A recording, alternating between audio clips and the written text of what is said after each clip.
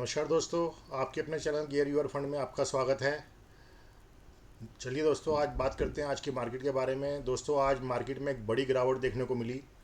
उसका एक बड़ा कारण माइक्रोसॉफ्ट का जो ये ग्लिच आया है वो भी एक बड़ी वजह रही मार्केट के गिरने की। दोस्तों, आज माइक्रोसॉफ्ट और एक दूसरी कंपनी क्राउड स्ट्राइक जो साइबर सिक्योरिटी का काम करती है, उन दोनों कंपनी के प्रोग्राम के अंदर कुछ ग्लिच या कुछ एरर आया, जिसकी वजह से पूरी दुनिया के अंदर हड़कंप मच गया। और सभी जगह पर बैंक में काम नहीं हो पाया, एयरलाइंस में काम नहीं हो पाया, और कुछ ब्रोकर के यहाँ भी काम नहीं हो पाया। हमारे देश में भी कुछ ब्रोकर के यहाँ पर काम नहीं हुआ, जैसे 5paisa.com वगैरह के सिस्टम ने काम नहीं किया। आज जीरोधा काम कर रहा था, तो उस वजह से भी मार्केट के अंदर वॉल्यूम कम रहा। कुछ लोगों ने डर के मारे भी मार्केट के अंदर काम नहीं किया। एफ काम नहीं कर पाए क्योंकि एफ के वहाँ से सिस्टम ख़राब हो गया, वो काम नहीं कर पाए। तो एक बहुत बड़ा कारण ये भी रहा जिसकी वजह से ये दिक्कत आई। अभी कुछ समय पहले हमारे आरबीआई गवर्नर ने एक प्रेस कॉन्फ्रेंस में ये बात कही है कि हमारे बैंकों को इस सिस्टम की वजह से कोई दिक्कत नहीं है। कुछ चुनिंदा बैंक हैं जहाँ पर ये सिस्टम काम कर रहा है, 10 बैंक हैं जहाँ पर क्राउड स्ट्राइक का सिस्टम काम कर रहा है, जहाँ पर थोड़ी बहुत दिक्कत आई है। तो उनके हिसाब से हमारे बैंक सिस्टम में ऐसी कोई दिक्कत नहीं है। अब दोस्तों, ये क्या वजह रही, ये ग्लिच रहा या ये कोई एरर है या कोई ये साइबर अटैक है, ये एक बहुत बड़ा मामला है। अभी देखना पड़ेगा कि ये क्या चीज़ है। और अगर ये सिस्टम 2 दिन के अंदर ठीक नहीं होता है, जैसे अभी सैटरडे संडे छुट्टी है, और 2 दिन के अंदर ये सिस्टम सही नहीं होता है, तो मंडे को हम मार्केट के अंदर एक भयंकर गिरावट भी देख सकते हैं। और ये चीज़ हमें आज यूएस मार्केट्स के क्लोजिंग से पता चलेगी कि यूएस मार्केट में क्या रहा। आज जब आरबीआई गवर्नर ने प्रेस कॉन्फ्रेंस में ये बात कही, तो उनका तो कहना ये है कि हमारे बैंक सिस्टम में ऐसी कोई दिक्कत नहीं आएगी, मगर हमारे यहाँ के कुछ ब्रोकरों को दिक्कत आई, कुछ और एयरलाइंस में तो दिक्कत आई है। आज देखिए, आरबीआई गवर्नर ने प्रेस कॉन्फ्रेंस में एक बात और बोली जो मैं काफ़ी समय से आप लोगों से बोलता आया हूँ कि आने वाला समय जो है बैंक सेक्टर के लिए अच्छा नहीं है। उन्होंने आज ये बात बोली कि बैंकों के अंदर जो मनी फ्लो है वो कम आ रहा है, कैश कम आ रहा है बैंकों के अंदर, और ये सारा पैसा शेयर मार्केट, स्टॉक मार्केट की तरफ ट्रांसफ़र हो रहा है, जिसकी वजह से बैंकों के अंदर दिक्कत आ रही है। अभी कुछ समय पहले ही मैंने एक वीडियो बनाई थी, बैंकिंग शेयर से दूर रहें। वो मैंने यही कहा था कि अगर आप इन्वेस्टमेंट कर रहे हैं तो इन्वेस्टमेंट के नज़रिए से अगर आप कंपेयर करेंगे तो बैंक सेक्टर वो आपको रिटर्न नहीं दे पा रहा है जो और सेक्टर रिटर्न दे रहे हैं। तब भी मैंने आपसे ये बोला था कि जब जब शेयर मार्केट ऊपर रहती है तो बैंकों को दिक्कत होती है, और आने वाला टाइम अभी शेयर मार्केट के ऊपर रहने का है।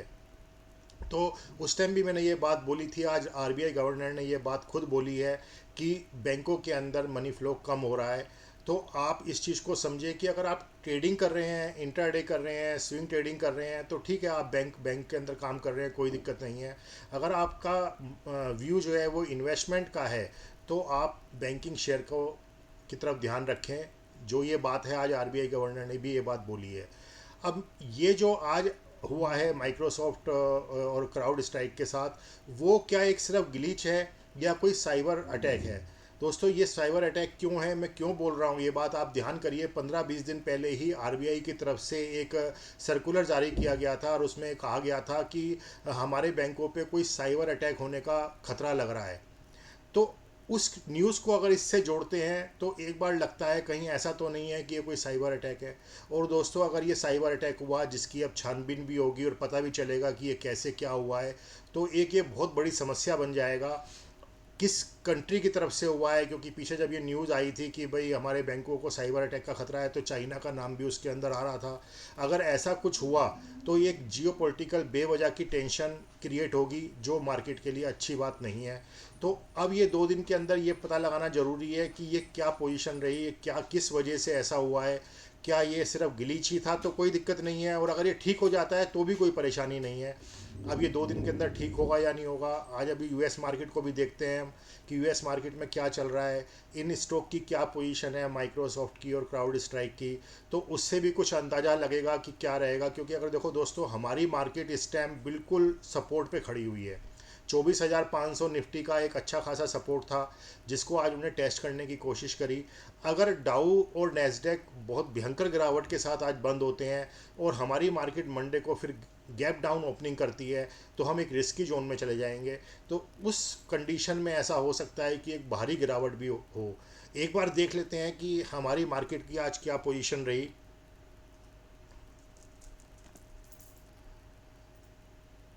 दोस्तों निफ्टी आप देखिए बिल्कुल ट्रेंड लाइन के ऊपर आकर इसने क्लोजिंग दी है। आपको ध्यान होगा मैंने ग्रुप पर एक बात बोली थी कि 24,550 या 560 के ऊपर अगर निफ्टी क्लोजिंग करता है तो एक बार को ये है कि वो ट्रेंड लाइन से थोड़ा सा ऊपर क्लोजिंग देगा। आप देखिए बिल्कुल ट्रेंड लाइन पे ये क्लोजिंग दे रहा है। अभी इसके बाद जो हमारा एक सपोर्ट है वो 24,200 24,300 है, और उसके बाद सबसे बड़ा सपोर्ट 24,000 है, जिसको शायद नहीं टेस्ट करेगा और नहीं लगता ऐसा कि ऐसा कुछ होगा। मगर हाँ, आज जो क्लोजिंग हुई है वो बहुत अच्छी क्लोजिंग नहीं हुई है। आप देखिए कल की वीडियो में भी मैंने एक बात बोली थी कि मार्केट ब्रेथ खराब है, मार्केट के सारे शेयर गिर रहे हैं और निफ्टी को बेवजह बढ़ाया जा रहा है। वही चीज़ आज देखने को मिली कि निफ्टी को कल बेवजह बढ़ाया जा रहा था, ऊपर रखा जा रहा था, आज निफ्टी पूरी तरह से क्रैश हुआ। और अगर हम मिड कैप की तरफ चलते हैं दोस्तों, तो आप मिड कैप का भी यही हाल रहा। मिड कैप और भी ज़्यादा पोजीशन ख़राब रही। आप देखिए मैंने लगभग 11 बजे के आसपास एक ग्रुप पर मैसेज किया था कि 55,880 की तरफ ये टेस्ट करने के लिए बढ़ रहा है मिड कैप, और ये एक बहुत बड़ा सपोर्ट है इसका। अगर ये इसको भी ब्रेक करता है तो एक बड़ी समस्या हो सकती है। आप देखिए कि इसने आज क्या पोजीशन रही। आप देखिए ये 55,880 पर काफ़ी लंबे टाइम तक ये वहीं पर चलता रहा। आप देखेंगे तो देखिए मैं आपको दिखा रहा हूँ, लगभग 4.5-5 घंटे मिड कैप ने यहीं पर समय गुजारा है। ये जो आप रेड लाइन देख रहे हैं ये 55,880 की रेड लाइन है। तो जो मैं कहता हूँ कि सपोर्ट वाली बात आप देखिए कितना मायने रखती हैं ये सब चीज़ें। आप देखिए सिर्फ एक कैंडल में इसने नीचे क्लोजिंग दी है, ये वाली कैंडल, इससे उसके बाद कोई कैंडल इससे नीचे क्लोजिंग नहीं दी है, इसके ऊपर ही स्ट्रगल करता रहा है। और यहाँ पर आकर लास्ट 15 मिनट की ये जो कैंडल है ये नीचे क्लोज हुई है। मगर एडजस्टमेंट जो हुई है, एडजस्टमेंट के जो आंकड़े आए हैं वो 55,908 के आए हैं, यानी कि जो मिड कैप की क्लोजिंग है वो 55,908 है। आप यहाँ देख सकते हैं ये 55,908 की क्लोजिंग हुई है। तो आप ये देखिए कि काफ़ी लंबा समय इसने यहाँ गुजारा है। इसका मतलब क्या है? इसका मतलब ये है कि बहुत तेज़ी से सेलिंग नहीं आई है, रुक गई है सेलिंग यहाँ पर आकर। मगर पूरी तरह से मार्केट कंफ्यूज है दोस्तों कि क्या पोजीशन रहती है। एक तो बजट की बात तो थी ही हमारे साथ, ऊपर दूसरा ये जो माइक्रोसॉफ्ट की बात हुई है इसकी वजह से भी एक भयंकर दिक्कत वाली बात हुई है। आज मार्केट ब्रेथ बहुत ज़्यादा ख़राब रहा है। आज मार्केट ब्रेथ की बात करें तो आज मार्केट ब्रेथ बहुत ज़्यादा ख़राब रहा है। 300 शेयर के आसपास सिर्फ आप देखिए 338 शेयर आज बढ़ के बंद हुए हैं और 1937 शेयर नीचे बंद हुए हैं। बहुत ही ज़्यादा मार्केट ब्रेथ खराब रहा है। एफआईज ने 1506 करोड़ की बाइंग करी है और डीआईज ने 462 करोड़ की सेलिंग करी है। तो नेट टू नेट 1100 करोड़ की बाइंग हुई है मार्केट के अंदर। एफआईज ने भी आज बहुत बड़ी बाइंग नहीं करी। मैं आपको यही बता रहा हूँ कि आज एफआईज भी काम नहीं कर पाए। तो एक ये बहुत बड़ी समस्या है। अब आप एक बार देखते हैं कि यूएस मार्केट की क्या पोजीशन है।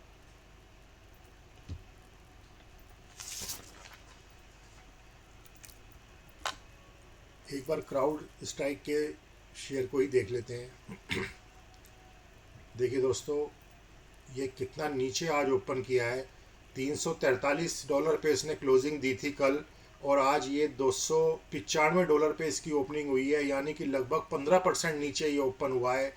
अभी फ़िलहाल थोड़ा संभलने की कोशिश कर रहा है। अभी $310 पे चल रहा है, यानी अभी भी 8-9% नीचे है। अब हमें देखना यही है कि इनकी क्या स्थिति रहती है मार्केट क्लोजिंग के बाद।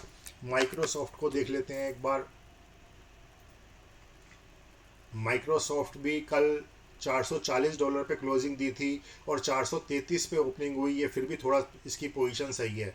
तो अगर ये सिस्टम सही हो जाता है तो शायद हमें घबराने की बात नहीं होगी। मगर अगर इस सिस्टम में कोई दिक्कत आती है और ये ग्लिच नहीं ठीक होता है या ये वाकई में साइबर अटैक है, तो दोस्तों ये एक सोचने की बात होगी कि शायद हो सकता है कि मार्केट इसकी वजह से रिएक्ट करे।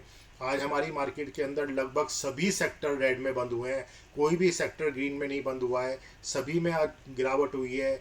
डिफेंस के अंदर अच्छी खासी गिरावट रही है।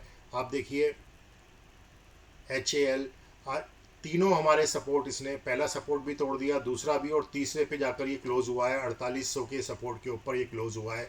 दोस्तों अगर हम इन्वेस्टर हैं तो अभी हमें डरने की बात नहीं है। अगर हम स्विंग ट्रेडिंग कर रहे हैं तो हमारे स्टॉप लॉस ट्रिगर हो चुके हैं ज़्यादातर। एज ए इन्वेस्टर अभी हमारे स्टॉप लॉस दूर हैं, मगर अगर कोई मार्केट में इस तरह की कोई न्यूज़ होती है और इस तरह की कोई जियो पॉलिटिकल दिक्कत आती है तो कुछ भी हो सकता है, तो हमें थोड़ा सचेत रहना है। आप देखिए कोचिन शिपयार्ड ने भी आज पहला सपोर्ट क्रॉस करके उसके नीचे आ गया है, सेकंड सपोर्ट की तरफ बढ़ रहा है। मजगांव डॉक फर्स्ट सपोर्ट के ऊपर ही इन्हें क्लोजिंग दी है। GRSC गार्डन रिच, इसने भी फर्स्ट सपोर्ट के आसपास ही क्लोजिंग दी है। दोस्तों आज इनकी एक न्यूज़ भी आई है मजगांव डॉक और GRSC की, एक 70,000 करोड़ का बहुत बड़ा ऑर्डर इन दोनों कंपनियों में से किसी कंपनी को मिलने जा रहा है, जो एक शिप बनाने का ऑर्डर है। आप देखिए मैं क्यों कह रहा हूँ आप लोगों से, अगर कि आप इन्वेस्टर हैं तो आप मत डरिए। आप इन्वेस्टर हैं तो आप इस अपॉर्चुनिटी का फ़ायदा उठाइए। जहाँ भी आपको डिप मिलता है आप बाइंग करिए। आप बाइंग करेंगे, देखो आप समझिए इस चीज़ को कि हम यहाँ एक सपोर्ट पे बाय कर रहे हैं, हम सेकंड सपोर्ट पे भी कुछ अमाउंट लगा रहे हैं, बट हमारा एसएल वहीं खड़ा हुआ है। अगर हमें लगेगा कि कोई चीज़ हमारे एसएल की तरफ आ रही है तो ये जो हम बाइंग कर रहे हैं वो हमारे एसएल से काफ़ी करीब होंगी, और अगर ये यहाँ से रिवर्स मार जाता है तो हमें एक अच्छा प्रॉफिट बनने के भी चांसेस हैं। तो एज ए इन्वेस्टर मुझे नहीं लगता कि इन कंपनियों में क्योंकि कोई दिक्कत है। आप देखिए जैसे आज ये न्यूज़ आई 70,000 करोड़ के ऑर्डर की, ऐसी न्यूज़ बार बार आती रहेंगी। आप एक बार बड़ी न्यूज़ की तरफ ध्यान करिए। बड़ी न्यूज़ ये है कि हमारे देश ने 2029-2030 तक जो हम इंपोर्ट कर रहे हैं डिफेंस की कुछ आइटमों को, 347 आइटम को, उनको पूरी तरीके से हमें इंपोर्ट बंद करना है और उनकी मैन्युफैक्चरिंग हमें यहाँ करनी है। ये एक बड़ी न्यूज़ है। अगर हम लंबे व्यूज़ के हिसाब से देखते हैं तो एक बड़ी न्यूज़ है। अब हम इस बड़ी न्यूज़ को देखकर एक इन्वेस्टमेंट कर रहे हैं। अब उसके अंदर एक छोटी छोटी न्यूज़ आती रहेंगी, कभी 70,000 करोड़ का ऑर्डर मिल रहा है, कभी 50,000 करोड़ का ऑर्डर मिल रहा है, तो इससे मार्केट अपना रिएक्शन देगी। अब बजट की वजह से अगर प्रॉफिट बुकिंग आ रही है तो एज ए इन्वेस्टर हमें नहीं डरना चाहिए। हमें ये देखना चाहिए कि कितना ज़्यादा डिप जा रहा है, और वहाँ से अगर मार्केट रिवर्स कर रही है तो हमें बाइंग पोजीशन की तरफ भी ध्यान रखना चाहिए, अगर हमारा एसएल ट्रिगर नहीं हो रहा है तो। अब BEL को देख लीजिए, BEL ने आज फर्स्ट सपोर्ट को क्रॉस करके आज फर्स्ट सपोर्ट को पे इन्हें कोशिश करी निकलने की, मगर फर्स्ट सपोर्ट से ही रिजेक्शन ली और 306 पे बंद हुआ है। तो कुल मिलाकर लगभग सभी सेक्टर आज नीचे बंद हुए हैं। तो हमें थोड़ा सा ये देखना पड़ेगा कि अब इस न्यूज़ की वजह से क्या होता है कि 2 दिन के अंदर ये सब चीज़ें ठीक होती हैं या नहीं होती हैं। बाकी तो अभी डाउ काफ़ी ख़राब पोजीशन में चल रहा है। अगर हम डाउ को देखें तो डाउ भी 300 पॉइंट के करीब नीचे चल रहा है फिलहाल। तो अभी तो कंडीशन बहुत अच्छी नहीं लग रही। 330 पॉइंट के करीब अभी इस टाइम डाउ नीचे है, और नेस्डैक भी 68 पॉइंट नीचे है। डाउ लगभग 0.8% नीचे चल रहा है। अब इनकी क्लोजिंग के ऊपर, यूएस मार्केट की क्लोजिंग के ऊपर बहुत कुछ डिपेंड होगा। अब हमें मार्केट में ये देखना है कि मंडे को अगर मार्केट गैप डाउन ओपनिंग करती है तो थोड़ा सा हम एक रिस्की जोन में होंगे। हो सकता है वहाँ से रिकवरी भी आ जाए, क्योंकि हमारा तो अब जो भी मार्केट स्टेबल होगी वो बजट के बाद होगी। बजट के बाद मार्केट अपना एक रुख बनाएगी कि किस तरफ क्या चलना है। तो हमें अब ट्यूसडे तक तो वेट करना है मार्केट के अंदर, जब तक हमारा एसएल ट्रिगर नहीं होता। तो मैं तो यही कहूँगा कि बहुत ज़्यादा घबराने की बात नहीं है, बट हाँ अब ये जो एक नई समस्या आई है इस पे भी हमें अब ध्यान रखना है। दोस्तों आप हमारे बताए हुए किसी भी स्टॉक के अंदर पोजीशन बनाना चाहते हैं तो पहले आप चार्ट रीड करें, चार्ट की रिसर्च करें या अपने फाइनेंशियल एडवाइज़र से सलाह लें। हमारा मकसद सिर्फ आपको जानकारी देने का है। आप इस चैनल पे अगर नए आए हैं तो चैनल को सब्सक्राइब करें, वीडियो को लाइक करें, कमेंट करें और शेयर करना ना भूलें।